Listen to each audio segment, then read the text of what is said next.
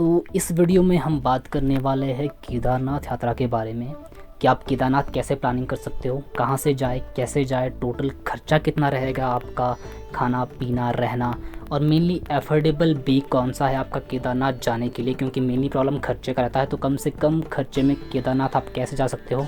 और last time अभी मैंने भी खुद भी यात्रा की थी केदारनाथ की 17 मई 2022 को। तो मैंने कैसा एक्सपीरियंस किया केदारनाथ का और क्या क्या रहता है केदारनाथ में, रास्ते में जाते हो आपको क्या क्या परेशानियाँ रहती है मैप वगैरह की, और कैसे आप लोकेशन लगाए अगर आप पर्सनल व्हीकल लेके जाते हो। तो इस वीडियो में आपको पूरी इन्फॉर्मेशन देने की कोशिश करूँगा। आई होप अगर कुछ डाउट आपके रहते हैं, क्योंकि अब बहुत सारी वीडियो अवेलेबल है यूट्यूब में इसके बारे में, तो मैंने क्या एक्सपीरियंस किया, क्या आपको अच्छा सही रहेगा जाने के लिए। तो चलिए बिना देरी की वीडियो को शुरू करते हैं। हमने जो यात्रा शुरू की सोलन से बाया पांवटा साहिब, देहरादून, हरिद्वार, ऋषिकेश, देवप्रयाग, गुप्तकाशी और सोनप्रयाग।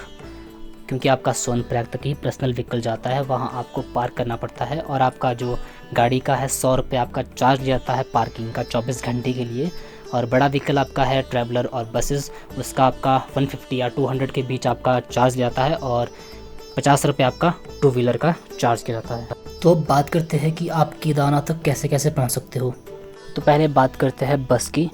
तो आप कहीं से भी अगर बस लेते हो तो आपको हरिद्वार के लिए इजीली बस अवेलेबल हो जाती है, किसी भी स्टेट से या किसी भी डिस्ट्रिक्ट से आपको इजीली बस मिल जाएगी। देन आपको हरिद्वार से बस लेनी है, आपको सोनप्रयाग तक भी मिल जाएगी हरिद्वार से, जो कि 232 किलोमीटर आपका टोटल है और 600 या 700 के नियर बाय शायद आपका किराया लगता है बस का। और अगर बाय ट्रेन देखें तो आपके पास 3 ऑप्शन अवेलेबल है, ऋषिकेश, हरिद्वार और देहरादून। और सबसे सूटेबल जो आपको रहेगा वो ऋषिकेश रहेगा, देन हरिद्वार और देन देहरादून। और आपका जो हरिद्वार से आपका सोनप्रयाग तक का जो सफ़र है 232 किलोमीटर और ऋषिकेश से 208 किलोमीटर का आपका सफ़र है, और देहरादून से 247 किलोमीटर आपका, क्योंकि थोड़ा शॉर्ट करता है देहरादून से बाया आपका वहाँ नहीं जाता है हरिद्वार होते हुए, हरिद्वार से पीछे आपका रोड कट जाता है। देन आप यहाँ से भी बसेस लेनी पड़ेगी आपको, या टैक्सी आपको अवेलेबल हो जाती है। 6000 से 7000 तक का आपका किराया लगेगा टैक्सी का सोनप्रयाग तक के लिए।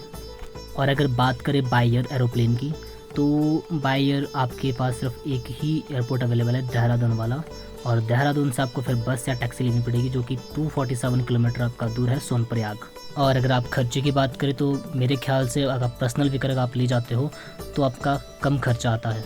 अब बात करते हैं सोनप्रयाग से आगे कि अगर आप सोनप्रयाग पहुंच जाते हो बस, ट्रेन या पर्सनल व्हीकल या बाय प्लेन जैसे भी करके, तो सोनप्रयाग में ही आपको आपका जो व्हीकल है या टैक्सी आपको वहीं पार्क करना पड़ेगा। देन वहाँ से 300-400 मीटर आगे जाके आपको वहाँ से टैक्सी लेनी पड़ती है गौरीकुंड के लिए, जो कि 5 से 6 किलोमीटर का डिस्टेंस आपका टोटल है, और आपको 50 रुपये आपको किराया लगेगा पर पर्सन का गौरीकुंड के लिए। तो गौरीकुंड से स्टार्ट हो जाता है पैदल ट्रैक बाय वॉक। वहाँ पे लिखा हुआ है वैसे एक्चुअली 16 किलोमीटर, पर अगर एक्चुअल में डिस्टेंस देखा जाए तो 22 से 24 या 25 के नियर बाय आपका टोटल डिस्टेंस है बाय वॉक ऊपर केदारनाथ तक के लिए।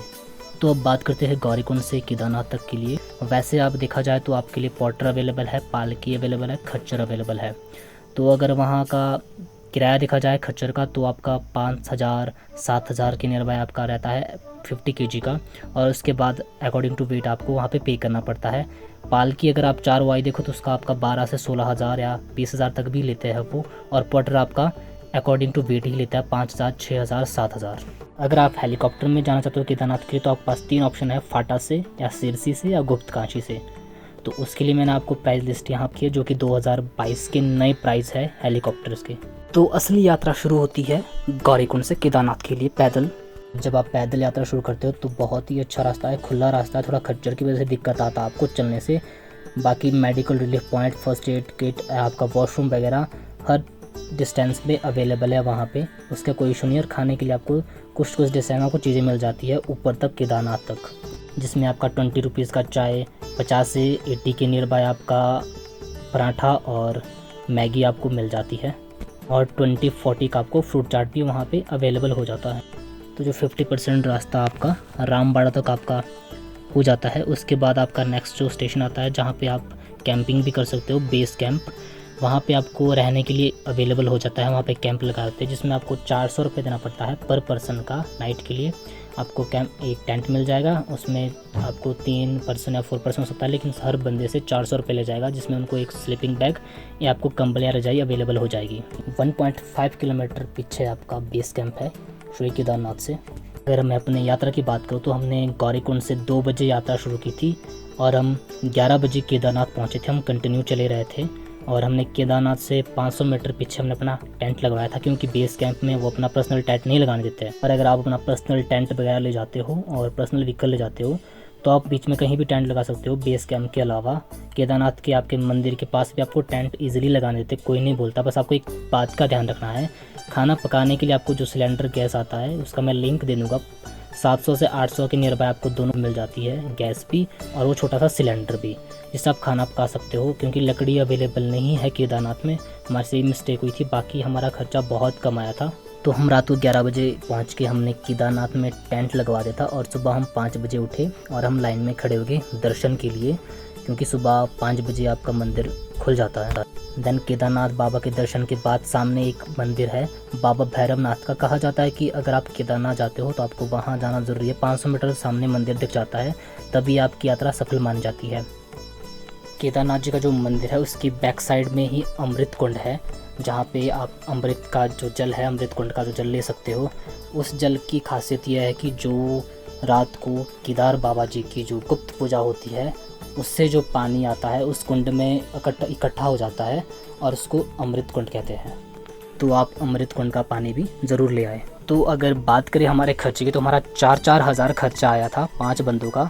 4-4 हज़ार एक बंदे के लिए, खाना पीना, क्योंकि रहना तो हमारा टेंट में था, और गाड़ी का पेट्रोल जो हमारा लगा वो 6 या 7 हज़ार का हमारा टोटल पेट्रोल आया आने और जाने में।